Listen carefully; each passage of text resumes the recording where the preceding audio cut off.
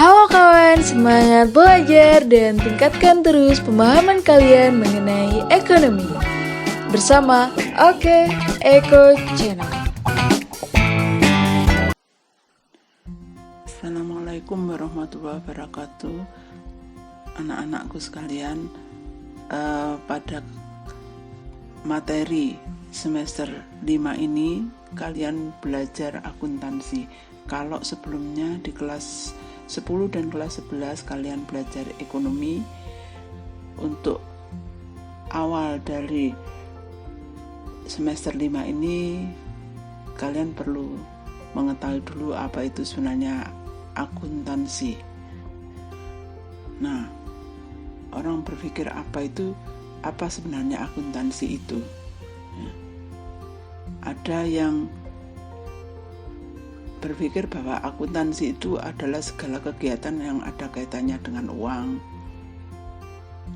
Ada yang berpikir tentang akuntansi itu adalah mencatat uang atau mengumpulkan data-data tentang keuangan, dan banyak lagi pemikiran-pemikiran tentang pengertian akuntansi. Pengertian akuntansi. Ada beberapa pandangan tentang pengertian akuntansi dari sudut pemakainya. Akuntansi itu merupakan suatu disiplin yang menyediakan informasi yang diperlukan untuk melaksanakan kegiatan secara efisien dan mengevaluasi kegiatan suatu organisasi. Tentunya informasi tentang keuangan. Adapun informasi yang dihasilkan akuntansi diperlukan: 1. Untuk membuat perencanaan efektif, pengawasan, pengambilan keputusan oleh manajemen.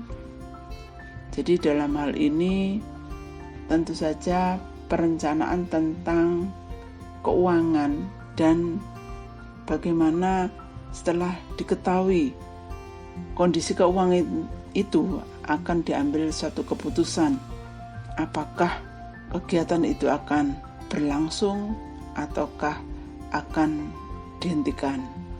Kemudian pertanggungjawaban organisasi pada para investor, kreditur, badan pemerintah dan sebagainya. Itu berkaitan dengan pentingnya informasi akuntansi bagi para pengguna. Pengertian akuntansi dari sudut proses kegiatannya, bahwa akuntansi itu adalah proses pencatatan, penggolongan, peringkasan, pelaporan, dan penganalisaan dari keuangan suatu organisasi. Proses mencatat, jadi ada yang berpikir bahwa akuntansi itu adalah untuk mencatat, kemudian catatan itu digolong-golongkan, diringkas, dan dilaporkan. Pada dasarnya akuntansi harus mengidentifikasi data mana yang berkaitan atau relevan dengan keputusan yang akan diambil. Jadi mengelompokkan data-data yang dibutuhkan, yang relevan dengan keputusan itu. Kemudian memproses atau menganalisis data yang relevan. Jadi kegiatan akuntansi itu memproses keuangan, data-data keuangan dari awal hingga menghasilkan suatu laporan informasi akuntansi. Yang ketiga, mengubah data menjadi informasi yang dapat digunakan untuk pengambilan keputusan. Jadi dari transaksi tadi, misalnya ada transaksi awal, kemudian angka-angka itu bisa memberikan informasi yang akan digunakan untuk laporan. Nah, laporannya itu apakah perusahaan itu akan lanjut apa enggak dari data-data keuangan yang ada. Ada beberapa pengertian akuntansi, ya, baik dari AICPA, American Accounting Association, Kaplan, dan Norton, dan silakan kalian baca sendiri.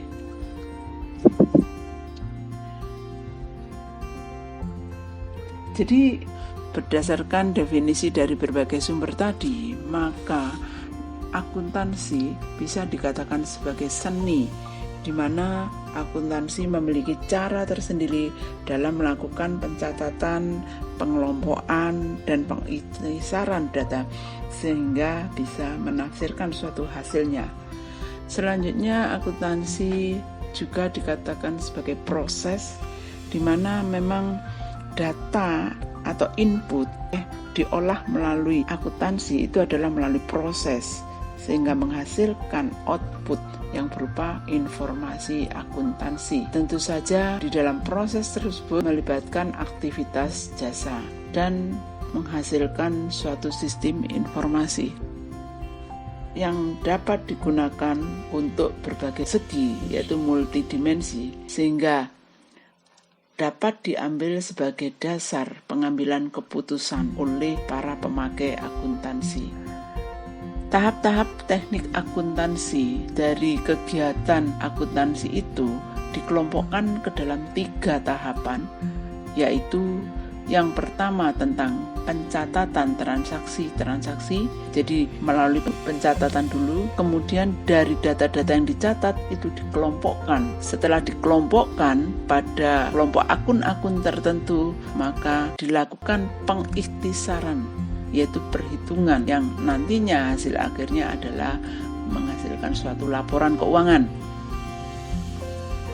Nah, siapakah pihak-pihak yang membutuhkan akuntansi itu? Antara lain yaitu ada pihak intern dan ekstern. Pihak intern itu adalah pimpinan perusahaan. Pimpinan perusahaan perlu informasi akuntansi untuk mengambil keputusan apakah perusahaan itu akan berlanjut atau tidak. Selanjutnya pihak ekstern ada beberapa kelompok. Yang pertama yaitu pemilik perusahaan. Nah, pemilik perusahaan belum tentu pimpinan perusahaan. Pemilik perusahaan itu mereka yang memiliki saham dalam suatu perusahaan. Dengan mengetahui informasi akuntansi, maka pemilik perusahaan akan bisa mengambil keputusan akan berlanjut atau tidak saham yang ada di perusahaan tersebut. Kemudian pegawai. Kenapa pegawai harus mengetahui informasi akuntansi? Karena dengan mengetahui informasi akuntansi, pegawai nanti akan bisa menuntut kenaikan gaji karena melihat laporan keuangan yang cukup bagus. Selanjutnya bagi investor atau calon investor. Nah, dengan mengetahui informasi akuntansi, maka investor itu akan mempertimbangkan untuk menginvestasikan dananya dalam suatu perusahaan. Sedangkan bagi pemerintah, informasi akuntansi itu penting sekali, yaitu untuk mengambil keputusan yang kaitannya dengan pajak. Jika suatu perusahaan itu mendapatkan keuntungan yang banyak dari informasi akuntansi tersebut, maka pemerintah akan menentukan berapa pajak yang harus dibebankan pada perusahaan tersebut. Selanjutnya bagi kreditur. Kreditur adalah orang yang memberikan pinjaman. Dalam hal ini misalnya bank. Pihak bank akan mencairkan dana melihat informasi akuntansi bahwa prospek perusahaan tersebut itu akan berkembang lebih baik. Dan yang terakhir yaitu penduduk. Penduduk juga membutuhkan informasi akuntansi untuk menginvestasikan dananya. Berikutnya tentang karakteristik kualitas informasi akuntansi.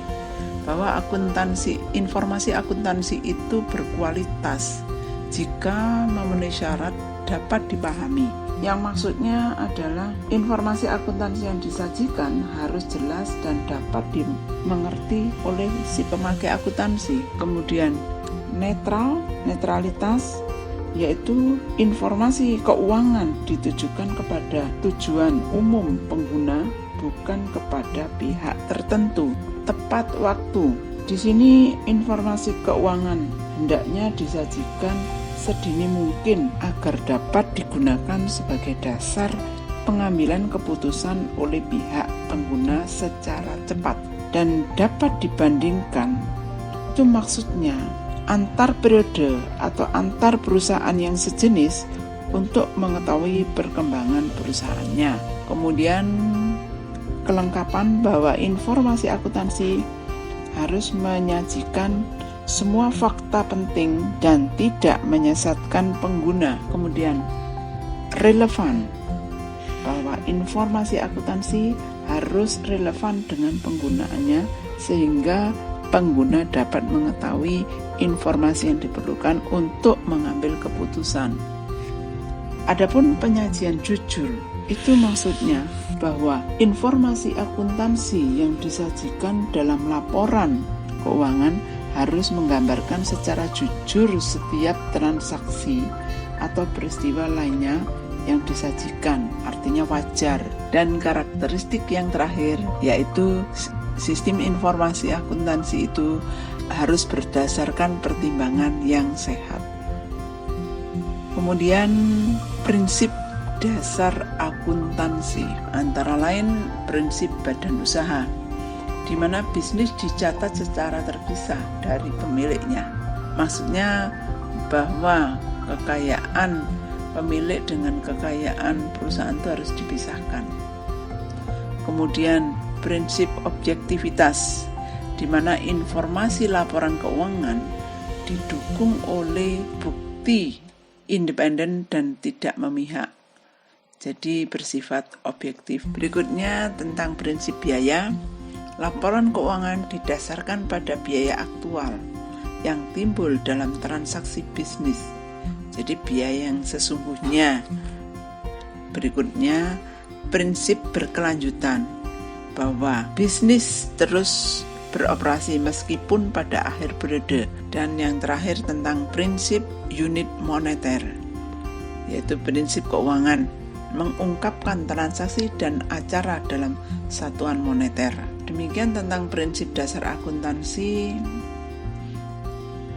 Nah, sekarang tentang spesialis akuntansi. Selanjutnya kita menginjak pada spesialis akuntansi atau bidang-bidang akuntansi. Yang pertama tentang akuntansi umum atau akuntansi keuangan yang kegiatannya meliputi pencatatan finansial yang memiliki sebuah tujuan untuk dapat menyajikan laporan keuangan yang meliputi neraca, laba rugi, dan perubahan modal. Kemudian akuntansi biaya yang mencatat dan menghitung serta menganalisis sebuah data biaya pada suatu perusahaan industri dalam usaha menentukan besarnya harga pokok produksi suatu barang atau produk. Akuntansi anggaran menyajikan rencana operasi keuangan untuk suatu periode tertentu dan menyampaikan data perbandingan dari operasi sebenarnya dengan rencana yang telah ditetapkan. Kemudian akuntansi pajak mencakup penyusunan surat pemberitahuan pajak serta mempertimbangkan konsekuensi perpajakan dari transaksi usaha yang direncanakan. Akuntansi pemeriksaan atau disebut dengan auditing, yaitu pemeriksaan atau pencatatan dari laporan yang dihasilkan bidang akuntansi keuangan. Dan yang terakhir tentang akuntansi pemerintah, diterapkan di lembaga pemerintahan.